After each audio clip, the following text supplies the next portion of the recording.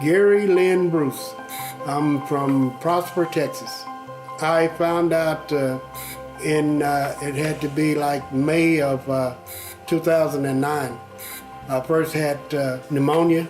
Pneumonia led to going on with oxygen, and none of the doctors at this particular hospital I was in couldn't understand why my arteries or whatever was so rigid in my neck. Upon that, they sent me to UT Southwestern, and they did a heart cath. And out of that, they told me I had pH. I didn't even know what pH was. And they started doing different tests and different things and trying different medications. I have high blood pressure, COPD, emphysema, everything that goes along with it I have. So it's been a journey. It's been, it hadn't been easy because I've been, most of my life I was an active person. I was, love outside, I love being able to, I had my own little landscape lawn service. It took that away, but I'm still alive. With the doctors that I have and doing exactly what they asked me to do, I'm still here. And when I was first diagnosed with it, I was very fearful. I was afraid of dying. That's the fear still today, but it's not as bad as it was. And I hope that, if not in my lifetime, after I'm gone, that there will be a cure for pH. But I'm going to fight and fight until I have no fight left in me. I met another patient at UT Southwestern. I'd gone for a checkup, and that was the very first person I met was sitting in the hallway getting ready to do her 6-minute walk.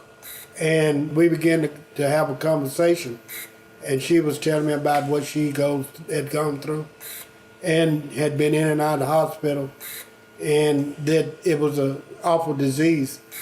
But for some reason, it's like we bonded. And I found out that she was in a support group, and she invited me to join a support group, and I've been a member of that support group ever since. And through that support group, I have other members that have the same problems and issues that I have, and it's been very helpful. But I consider myself as being blessed because I see patients with pumps. I see patients that goes in and out of the hospital weekly. I've never been in the hospital with it. And when I tell pulmonary doctors that I've never been in the hospital, they don't understand it. But I have a strong religious belief. And I know through the help of God and medication that's working.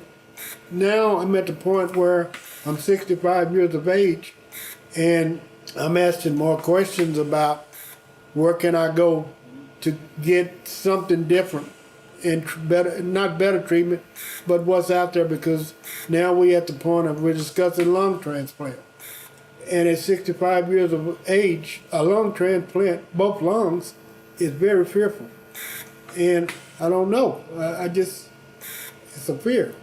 I'd much rather live the rest of my life with oxygen and medication and a strong support group than to be opened up and not survive.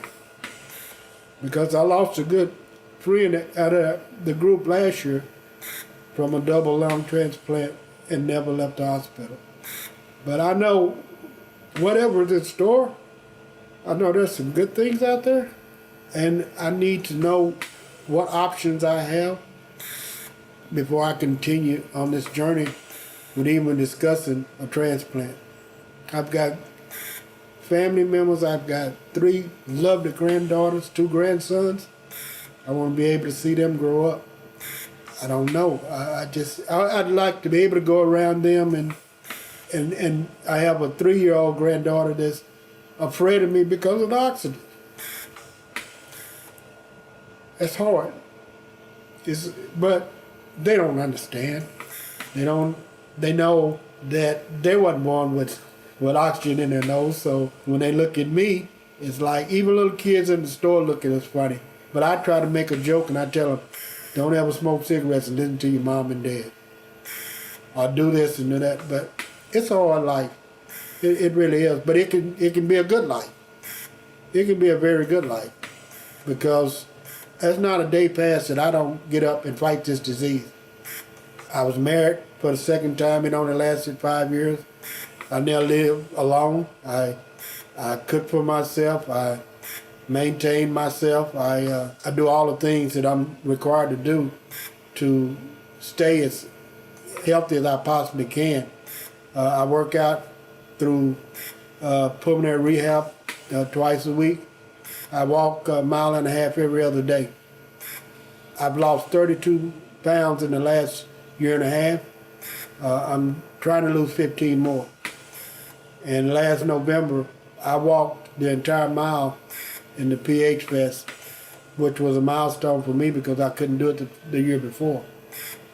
And it's like I'm on this training program, and I can't wait till November to do it again. How I fight this disease. I try to read up on it, and I'm not into research, which I should be. I'm beginning to get into it because I'm going for a second opinion. But I need to learn more about how to live with this disease and live a little bit better life. It's not bad right now, but it's not good either. So there's a lot of things that, I want to do. I can't even enjoy a airline flight anymore because they're afraid of blood clots. And I love to travel. I love seeing the world. I've never been out of the country, but I told my church members when my lung capacity had increased last year, and it was a good thing, and I told them if I can get off of the oxygen, I was going to go to Israel. It didn't happen, but I'm thankful. Instead, my lung capacity kind of fell a little bit, and it was because of weight. I'd gained a little weight. It doesn't take a whole lot to send you into a spin. I've trained myself to deal with the side effects from all this medication, It's aggravating. But I'm still alive. I'm still alive. I just recently bought myself a new vehicle, and I bought a little Nissan Altima. When I purchased that car, I didn't know what I got. I got myself a little dream car. It's like a little sports car. And I get out in it, and when I just want to get away, get things out of my head, I turn on the satellite radio. I live in the country, which is now growing into the city, but I can ride the back roads. It runs off of regular gas. I can fill it up for $20, and I can ride forever. But some days when I just want to get away, I get in my vehicle and I just ride the back roads. And I see horses, I see cows, I see all the things, that I enjoy. I love nature. So that's what I do.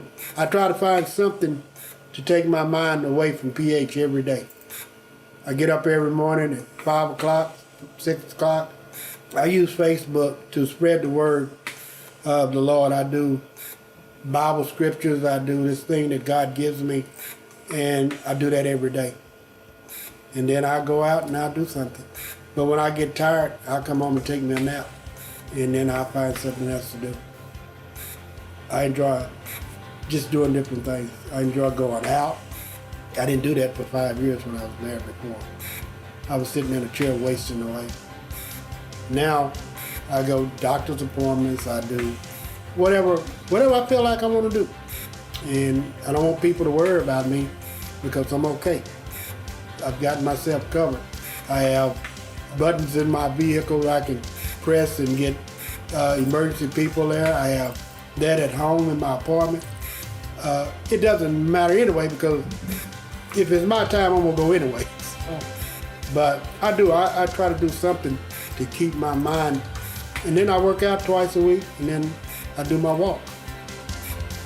So that's what I do.